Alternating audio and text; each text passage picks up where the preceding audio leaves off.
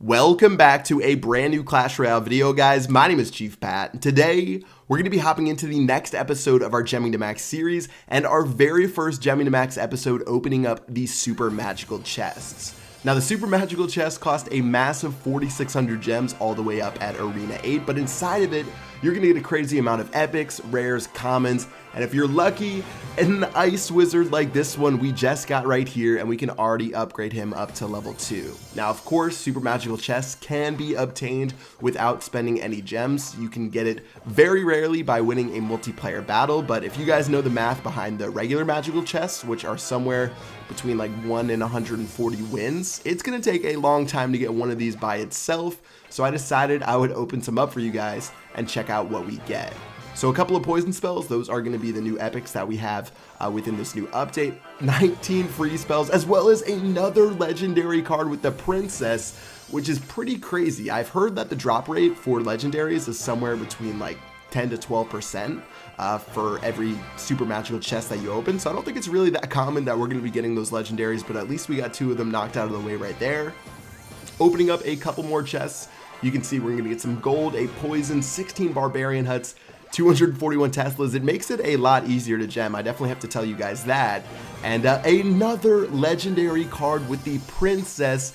Definitely getting pretty lucky with these draws today. Now, after a couple more cards pop out of this chest, this is going to be the final one that we open up today. Then we're going to do some upgrades inside of our deck and see what we want to get done. Okay, so all the chests have been open. Taking a look at our battle deck, really nothing we can get done, but when you scroll down, of course, there are plenty of new card upgrades to get done, including the legendary cards, which only cost 5,000 gold to get up to level 2. So let's go ahead and upgrade the Ice Wizard right there. Looks like we can upgrade the Poison Spell as well, and we should be able to upgrade that as well as the Dark Prince twice. So I'm going to upgrade both of those twice. It'll slowly creep me towards level 12, but honestly, I'm still pretty far away. I'm definitely going to have to get my commons and my rares up to max, which honestly shouldn't take too much longer.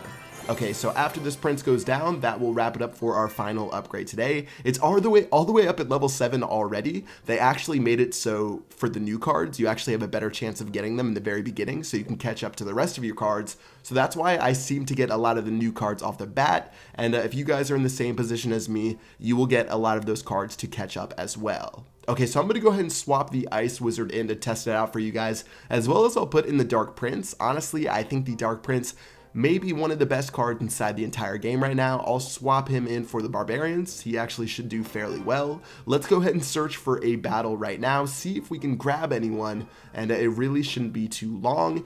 Let's go ahead and get a battle against Nexco. Okay, so it looks like Nexco is a level 10, and every time they do these trophy resets, it lets you battle some of these lower level players, because for me, I'm used to fighting really high level 11s or even maxed out level 12s, so a level 10 is definitely a little bit of fun. And let's go ahead and push on the left hand side. Since he dropped that golem on the right, that means he only had 2 elixir left by the time he dropped it. Hog Rider's going to go down, followed up by the Spear Goblins. Bomb Tower should be able to play defense, and that Hog Rider Spear Goblin push actually ended up taking out that left-hand tower, so he's going to have to make a lot of work out of this golem, or else he is going to be in a lot of trouble.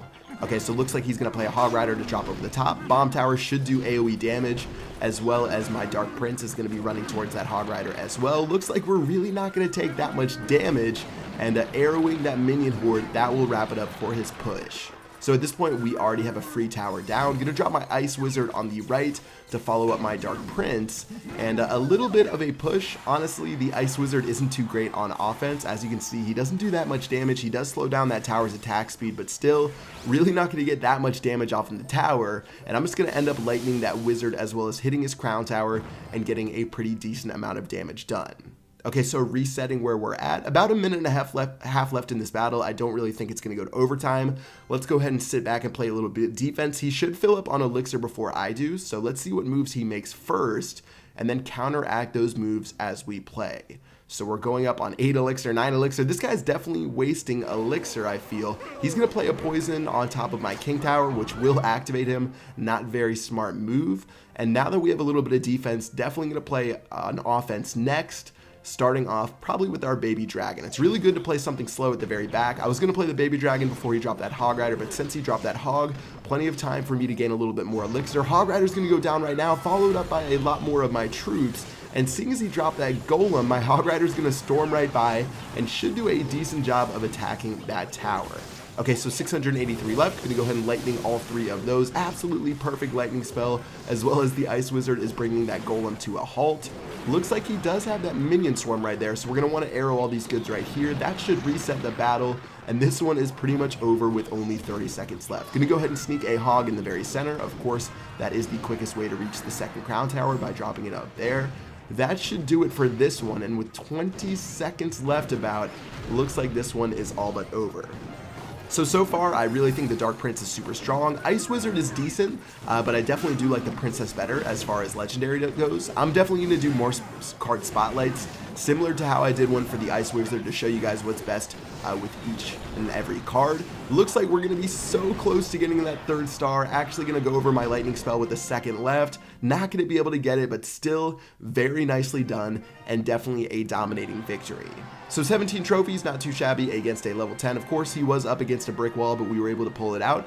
And yeah, that is going to do it for this episode of Gemming to Max. I hope you guys enjoyed. Definitely going to be opening up some more of those super magical chests. Obviously, they take a little bit longer than those regular magical chests. Or actually, they don't take longer. The regular magical chests take longer since they only cost 800 gems. So going to be bringing more of those to you guys soon. If you enjoyed the episode, make sure you drop a like.